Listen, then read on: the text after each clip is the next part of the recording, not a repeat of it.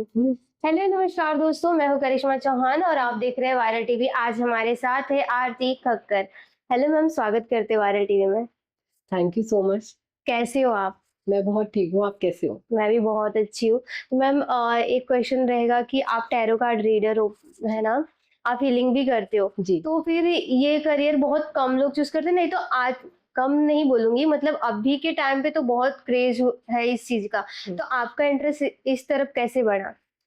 मेरा इंटरेस्ट ना by birth था, मतलब ऐसा नहीं था कि tarot, but by birth I was psychic, but हुँ, समझ में नहीं आया था उस टाइम पे। ऐसा लगता था कि कुछ होने वाला है, जैसे ना हुँ, स्कूल जाऊँगी तो आज डाँट पड़ेगी और वो हो जाता था। हुँ, ऐसे मेरे को चीज़ें दिखती थी। हुँ, हुँ, तो धीरे-धीरे बड़ी हुई, रिकॉग्नाइज़ हुआ कि मुझे पहले ही चीज़ें समझ में आने लगती हैं, हुँ, दिखने लगती हैं। हुँ, हुँ, तो तब तक ये नहीं पता था इसे साइकिक बोलते हैं। हुँ, फिर स्लोली ग्रेजुअली लॉकडाउन में जब हम लोग सब लोग फ्री होते थे, तो मेरे हुँ, को बहुत इंटरेस्ट था विचक्राफ्ट में। हुँ, हुँ, और बोल सकते हैं कि ये वेस्टर्न कल्चर की जितनी भी चीज़ें हैं, तो मैं वो सारी चीज़ें पढ़ती रहती थी, हुँ, हुँ, देखती रहती थी। हुँ, मेरा वहाँ से स्टार्ट करा हुँ, प्रोफ़ेशनली, फिर मैं बाय पुश कह लो या बाय इंटरेस्ट कह लो कि मेरे को अपने आप से इंटरेस्ट आया टैरो, मैंने ऐसे ही सीखा, बट प्रोफ़ेशनली नहीं करती थी। हुँ, हुँ, बट जो आस-पास के लोग थे वो देखते थे, जब एक्सपीरियंस करते थे, तो वो मुझे पुश करते थे कि आपका बहुत एक्यूरेट है, आप इस चीज़ में जाओ। बट मुझे ऐसा लगता है टैरो हर कोई कर सकता है। आई एग्री, हर फील्ड में हर कोई करता है, बट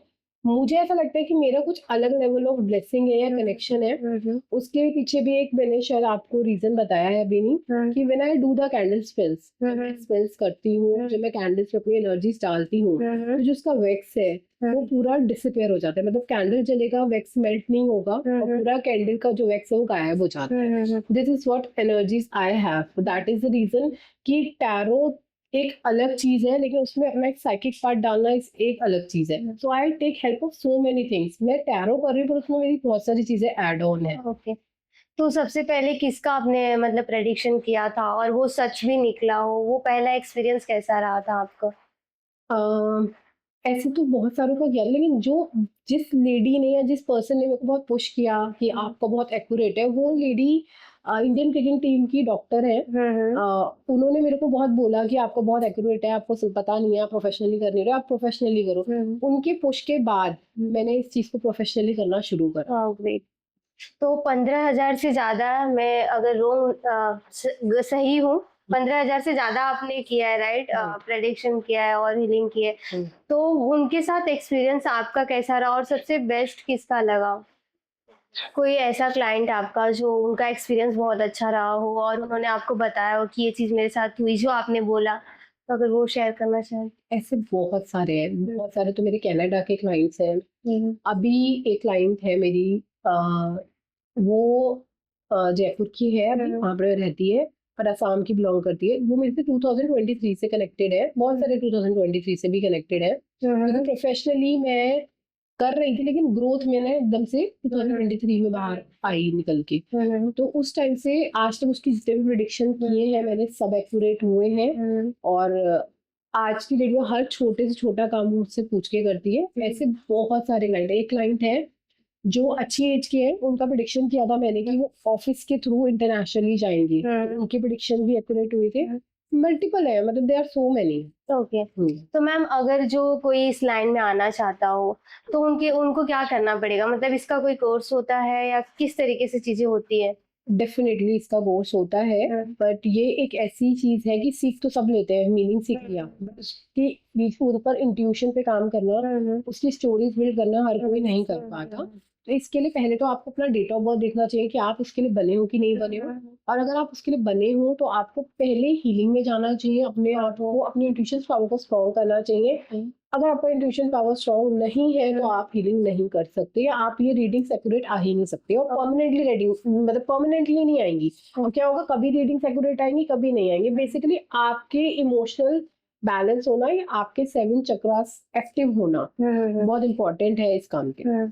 जैसे मैम आप बता रहे थे कि कुछ लोग होते हैं जो ट्रस्ट नहीं करते और वो पूछते हैं कि ये चीज़ होगा क्या? अभी-अभी मैं आई तो बताओ मेरे मन में क्या चल रहा है? तो ऐसे क्लाइंट से कभी सामना बहुत, हुआ? तो बहुत आप आते हैं। कैसे उसको डील करते हो?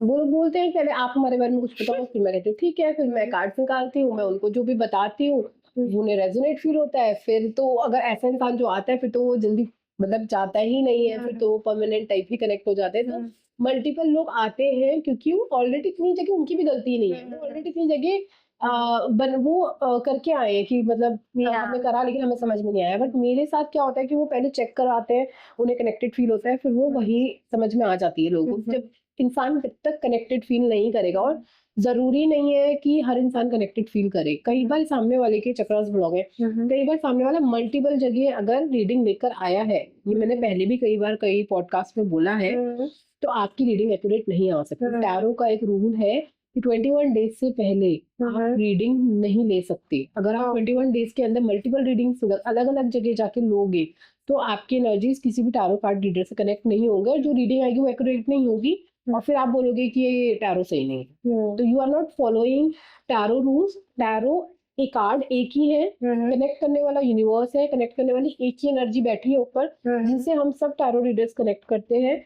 और अगर हम में से किसी ने उसको फॉलो नहीं करा, जो बहुत इंट्यूटिव होते हैं उन्हें तो पता चल जाता है कि आपने कहीं और एनर्जी लगवाई है। जैसे मेरे पास क्लाइंट आते हैं, तो मैं टैरो खोल के ही देख के बता देती हूँ कि मेरे कार्ड्स ना आंसर नहीं दे रहे आपके लिए, आप मेरे पास रुक के आना। तो ये मुझे नहीं पता, बट मेरे एक्सपीरियंस से मैंने अपनी लाइफ में ये सारी चीजें देखी हैं और एक्सपीरियंस करी हैं। ओके, तो मैम क्या इसका अंदाजा लगा सकते हैं, मतलब आप प्रेडिक्ट कर सकते हो कि ये मूवी की अगर बात करें या कोई शो जो चल रहा हो अच्छा, तो ऐसे कर सकते हैं कि वो आगे और कितना अच्छा चलेगा और ये मूवी कितना कमा सकती है, ऐसा कुछ हो सकता है कार्ड से देखकर? ट्राई करके देख लेते हैं, मतलब कर तो सकते हैं डेफिनेटली। ओके देख लेते हैं, लेट्स सी। ओके, तो हम शो अनुपमा जो कि बहुत अच्छा कर रहा है, तो उसका और क्या आगे और कितना अच्छा होगा, वो थोड़ा सा उसके बारे में करते हैं और बताइएगा। मेरा भी बहुत फेवरेट सीरियल है वो। ओके वाह ग्रेट, तो फिर करते हैं जैसे अनुपमा। ठीक है, हाँ अनुपमा जी के लिए, yes। अनुपमा सीरियल के लिए बेसिकली करना है। हाँ शो की और मतलब अच्छा तो चल रहा है, तो आगे और कितना अच्छा, मतलब उसकी ऑडियंस भी बहुत अच्छी है।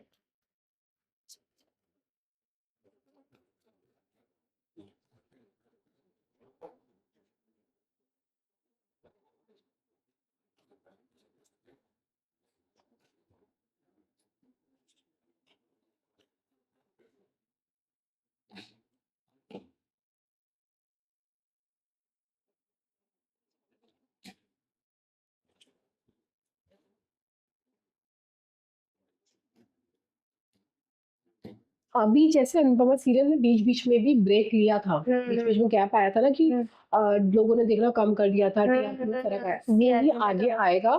ये लोगों ने जैसे बहुत चेंजेस किए हैं, कितनी जनरेशन चेंज की है, ये लोग कुछ करेंगे, डेफिनेटली चलेगा तो अभी काफी टाइम, बट बीच बीच में इसकी टीआरपी जाएगी नीचे और फिर एकदम हाइट पे जाएगी, फिर एकदम नीचे जाएगी। तो बेसिकली ये अभी बंद तो नहीं होने वाला, जल्दी चलेगा तो ये अच्छा, लेकिन ऑन ऑफ ऊपर नीचे चलेगा। एक जो ओनर है इसके, उनके मन में एक फियर, एक एंजाइटी आगे चल के कुछ महीने या साल बाद आ सकती है सीरियल को लेके कि क्या करना चाहिए। बट बेसिकली जो अभी जिस ट्रैक पे सीरियल चल रहा है, ट्रैक पूरा चेंज होगा पहले की तरह।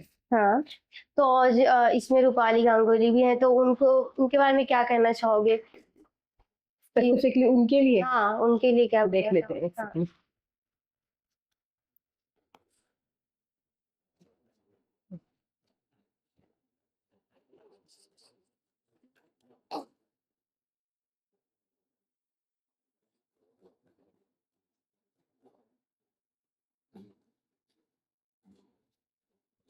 जहां तक मेरे को लग रहा है अभी ये एनर्जीज के हिसाब से,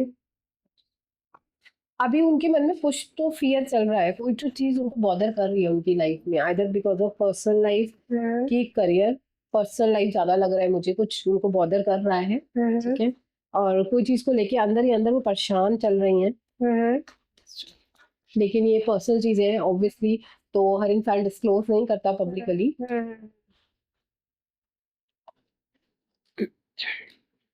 करियर वाइज देखो, उनकी एक्सपेक्टेशन के अकॉर्डिंग उनको पैसा नहीं मिल रहा है, या आगे वो सेटिस्फाइड नहीं होंगे।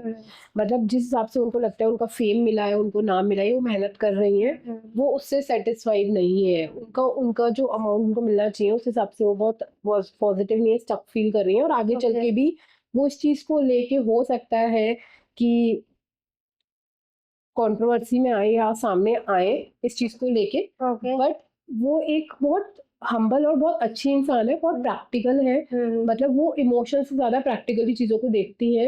कि क्या उनके लिए करियर में ठीक है, उस हिसाब से वो डिसीजन लेती हैं। तो ओवरऑल अगर मैं देखूँ तो वो लक वाइज 90% लकी हैं, ठीक है। और अगर मैं देखूँ तो उनके लिए ट्रैवलिंग बहुत अच्छी है। उनको जितना वो ट्रैवल करेंगी उतना ज़्यादा उनका लक बूस्ट होगा। तो बेसिकली लाइफ में जो वो चाहेंगी वो तो उन्हें मिलेगा, लेकिन डिपेंड ऑन टू ओवरऑल हम कह सकते हैं एनर्जी, ओवरऑल दशा जो हमारे लगते हैं, उससे उनके बीच-बीच में लाइफ में स्ट्रेस ज़रूर आते हैं, पर वो इतनी हिम्मत वाली है कि वो उसको सामने किसी के आने ही नहीं देती है और बहुत ईज़िली उससे निकल जाती है। आगे उनका स्ट्रेस दिख रहा है काम को लेके। It could be because of money और it could be because of workload. You know ma'am, कभी भी वो कोई भी डायलॉग बोलते हैं बहुत वायरल होता है, तो वो कि कौन सी चीजें बोलते हैं ना कि एनर्जी, या फिर वो ज्यादा आप बता सकते हैं कौन सी चीज उनमें ज्यादा अच्छी, जो वो कुछ भी करते हो बहुत वायरल होता है सोशल मीडिया उसका पे। उसका रीज़न ये है कि उनके जो डेट ऑफ बर्थ है, उसमें उनका राहु भी आ रहा है, उनके पास ओके। वीनस भी आ रहा है, ओ, वो फुल ऑफ कॉम्बिनेशन है 5, 4, 6 का। ओके। अगर जिस इंसान की उसमें राहु आ जाता है, तो उसको फेम मिलता है, वो जो भी बोलता है वो होता है। और बेसिकली डेफ़िनेटली जो हम पीछे का पास्ट देखें उनका इस लाइन का, उसमें बीच में उनका ब्रेक आया। जब वो यंग एज में थी तो उन्होंने अच्छा किया, फिर ब्रेक आया, अब एकदम से वो हाइलाइट हुई। Yes, right. तो दशा जो होते हैं ना हमारी लाइफ के, 5 साल, किसकी 7 साल, किसका 10 साल, अलग-अलग होते हैं प्लैनेट्स के हिसाब से। तो वो दशा जब इंसान की चेंज होती है, उसके बाद आपको कुछ कुछ साल के अंदर उन इंसान का फेम ही फेम होता है। तो हमें उनका एग्ज़ैक्ट डेट ऑफ बर्थ नहीं पता, टाइम ऑफ बर्थ नहीं पता कि उनकी क्या टाइम ऑफ बर्थ है जिसके अकॉर्डिंग उनको ये फेम मिल रहा है। तो डेफ़िनेटली ये फेम जितने साल की उनकी दशा है, तब तक तो वो चलेगा ही चलेगा, कोई उनका कुछ नहीं बिगाड़ सकता उस दशा में। तो हमारे प्लैनेट्स भी बहुत मैटर करते हैं हमारी ज़िंदगी में, हमें नेम फेम दिलाने में। ये तो एज़ पर हो गया डेट ऑफ बर्थ। मैं एक बार उनका कार्ड से और चेक कर लेती हूँ कि जब भी वो कुछ बोलती हैं तो वायरल क्यों हो जाता है। वो जब भी कुछ बोलती हैं वो वायरल इसलिए होता है क्योंकि उनके ऊपर एंसेस्टर्स ब्लेसिंग्स है। उन्होंने डेफिनेटली कोई हीलिंग या कुछ तो मेडल करा है, मतलब प्रैक्टिस की है, या उनका डायरेक्ट कनेक्शन कुछ दिख रहा है एनर्जी से। तो ये उनके कर्मों का फल है, सबसे मेन जो कार्ड्स में आ रहा है। और उनके ऊपर एंसेस्टर्स ब्लेसिंग, उनके बड़ों की उनके ऊपर बहुत स्ट्रॉन्ग ब्लेसिंग्स है। ये भी एक बहुत बड़ा रीजन है as per tarot cards. You know ma'am, अभी कल ही रश्मिका मंदाना जो साउथ की एक्ट्रेस है, उन्होंने शादी की है। बहुत ही अच्छा, क्योंकि वो दोनों रिलेशनशिप में भी थे तो ज्यादा मतलब सोशल मीडिया पे ऐसा कुछ मतलब बताया नहीं, बट अभी उन्होंने शादी की, बहुत अच्छी की है। तो और आगे उनका कैसे रिश्ता चल सकता है ओके, देख दो लेते लोगों हैं, का? चेक कर लेते हैं उनके लिए भी हम, रश्मि और विजय के लिए। हाँ, रश्मि एंड देखो विजय। उनके डेट ऑफ बर्थ के अकॉर्डिंग तो बहुत अच्छा कॉम्बिनेशन है ये दोनों का। विजय भी बहुत अच्छे इंसान है और वो भी बहुत अच्छे इंसान है। दोनों की कॉम्बिनेशन तो दिख रहा है कि बहुत अच्छी बॉन्डिंग रहने वाली है इनका। कहीं से कुछ प्रॉब्लम कपल में तो मुझे अभी as per date of birth नहीं दिख रही है। पर मैं एक बार टैरो कार्ड से देख लेती हूँ कि कैसा जाने वाला है रश्मि और विजय का।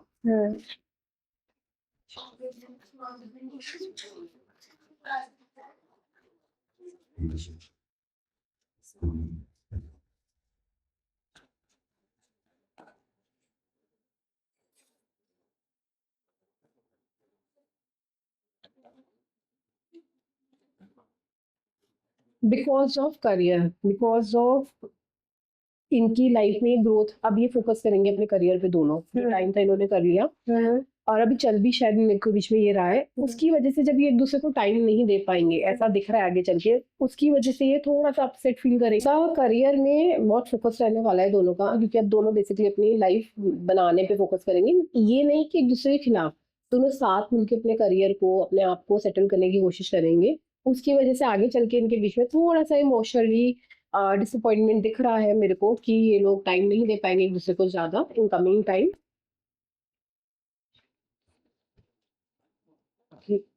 रश्मि को अभी नजर लग गई है क्योंकि बहुत पब्लिकली सबकी नजरों में वो आई है ना, तो बहुत स्ट्रांगली एक नजर दिख रही है और वो फील भी कर रही होंगी इस टाइम कि बहुत हैवीनेस हो रहा होगा उनको, रेस्टलेस हो रहा होगा, थर्ड आई चक्र दुख रहा होगा, सिर में भारीपन फील हो रहा होगा।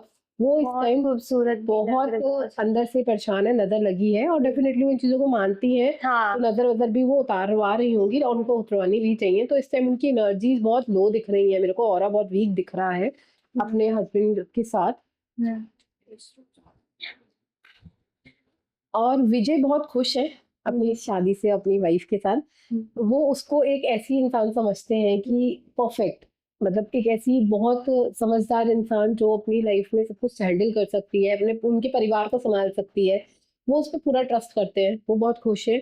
लेकिन वो इमोशनली थोड़े से भी, एक होता है ना डर, क्योंकि पब्लिक आई में है वो दोनों, तो दोनों के मन में एक डर है, एक फियर है, आगे कैसे करेंगे, आगे कैसे चलेगा। क्योंकि जितना आप दुनिया की नज़रों में आते हो, ये जितने भी सेलिब्रिटीज इन्फ्लुएंसर्स होते हैं, ये लोग उतना ही अंदर से हमारी तरह नॉर्मल इंसान ही होते हैं। उनको भी डर लगता है, इनको भी लगता है कि चीज़ें कैसे मैनेज होंगी। तो ये उस स्टेज पे थोड़ा-सा अभी खुश भी है, थोड़े थके हुए भी हैं, तो आगे इनकी कैसे चलने वाली है लाइफ, आप खुद देख सकते हो। कितना प्यारा कार्ड आ रहा है ना? स्टार्ट का मतलब 10 ऑफ कप्स। दैट शोज़ कि बहुत खुश रहेंगे, लाइफ टाइम साथ रहेंगे, बच्चे-वच्चे सब बहुत कंप्लीट फैमिली दिख रही है इनकी मुझे। तो इनकी लाइफ में छोटे-मोटे अप एंड डाउन जो हर कपल में होते हैं वो ही है, and they both are blessed somewhere.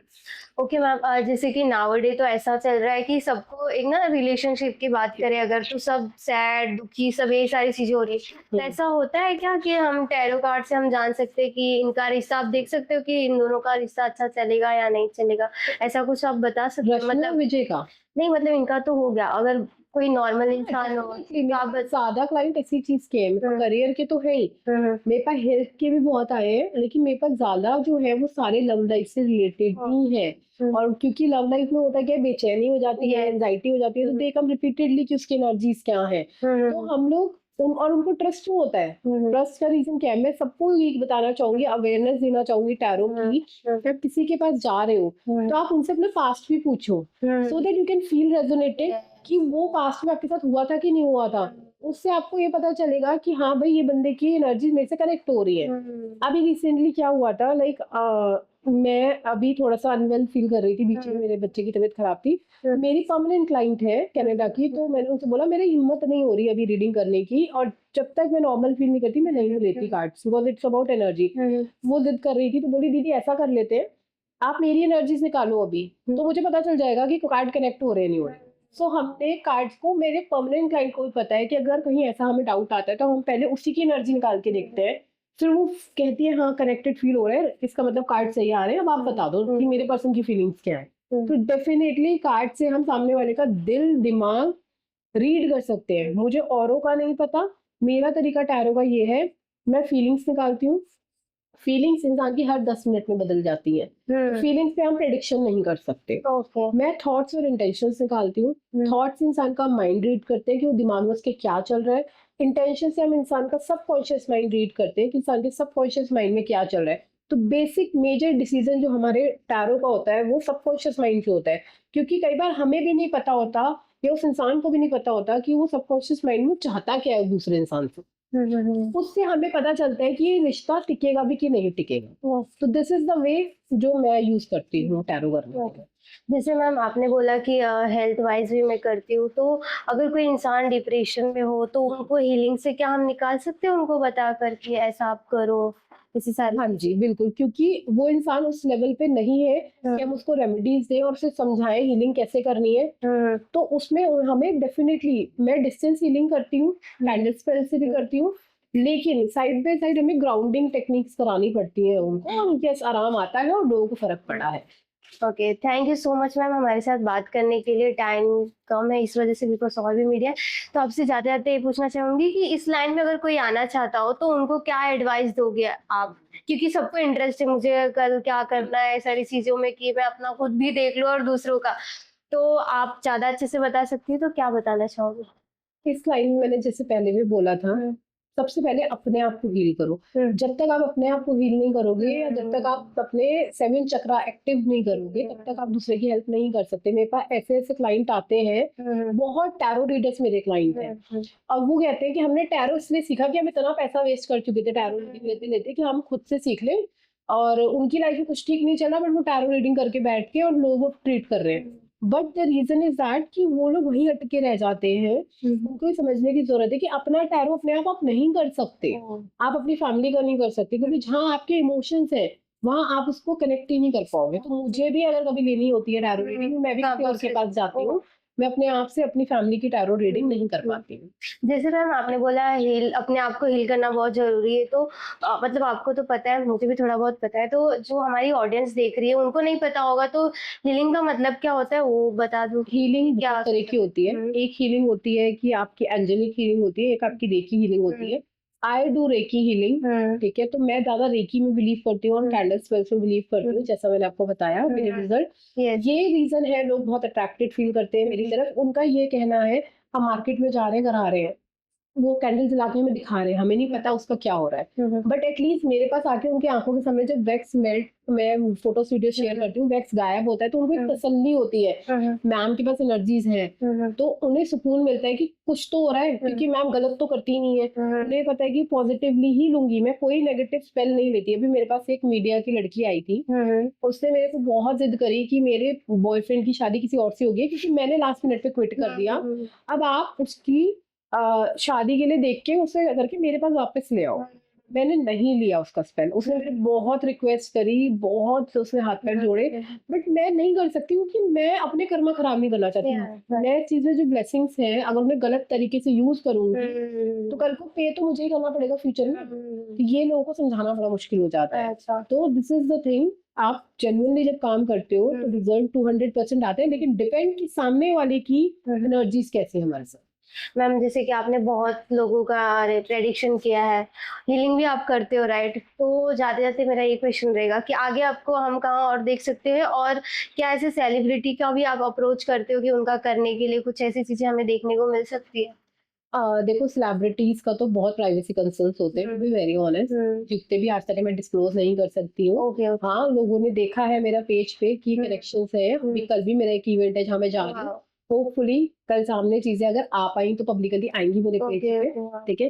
तो मैं यही बोलूँगी कि डेफ़िनेटली मेरे साथ इन्फ्लुएंसर्स भी कनेक्टेड हैं, सब लोग कनेक्टेड हैं, and I don't know why, but I feel like I am blessed कि मेरे पास कुछ ऐसी एनर्जीज़ है कि अगर मैं किसी को हीलिंग डिस्टेंस से भी देती हूँ, जैसे पानी में अगर मैं देती हूँ सामने वाले को, तो जब सामने वाला पानी को होल्ड करता है, किसी को वार्म फील होता है, कुछ गरम-गरम फील होता है, पानी का टेस्ट चेंज हो जाता है, या कोई सेंसेशन फील होती है बॉडी में, लोगों ने डिस्टेंस हीलिंग पे ऑन कॉल भी मेरी एनर्जीज़ फील करी हैं। दैट इज़ द रीज़न लोग मुझसे इन पर्सन हीलिंग लेना चाहते हैं, एंड वी आर प्लानिंग कि कमिंग टाइम में हम जल्दी एक इन पर्सन हीलिंग दिल्ली में करने वाले हैं। Wow! Great ma'am, congratulation in thank you. Advance. Thank you so much हमारे साथ बात करने के लिए। लास्टली ऑडियंस के लिए क्या मैसेज देना चाहोगे? मैं एक ही चीज़ बोलूँगी कि जगह-जगह धक्के मत खाओ, क्योंकि इससे आप अपने चक्रास ब्लॉक कर लेते हो। मुझे इस बात से कोई प्रॉब्लम नहीं है, आप 2 और लोगों से रीडिंग मत लो। लो, लेकिन 2 लोग रखो। मल्टीपल जगह मत करो, जो आपको लगता है जेन्युइन है, 2 लोगों से कनेक्ट करो, और उसके बाद अगर एक पर्सन अवेलेबल नहीं है तो दूसरे को बताओ। द रीज़न टैरो में, टैरो रीडर को पता होना चाहिए क्वेश्चन को रीफ्रेम कैसे करना है। मान लीजिए आपका मन कर रहा है दोबारा वो क्वेश्चन पूछने का कि मेरे को एंग्ज़ायटी हो रही है, इसमें अब मेरा क्या होगा? तो टैरो रीडर को पता है आप ये क्वेश्चन पूछ चुके हो, तो उसको चेंज कैसे करना है। तो ये रूल्स रेगुलेशंस जो टैरो के हैं ना, बेसिकली वो लोगों को नहीं पता, और आम जनता को जब ये बातें पता चलेंगी ना, तो वो चूज़ कर पाएँगे सही तरीके से सही टैरो रीडर अपने लिए। Thank you so much ma'am. हाँ जी। हेलो, मैं आरती कक्कड़ और आप मुझे देख रहे हैं वायरल टीवी पर। Thank you so much ma'am. Thank you.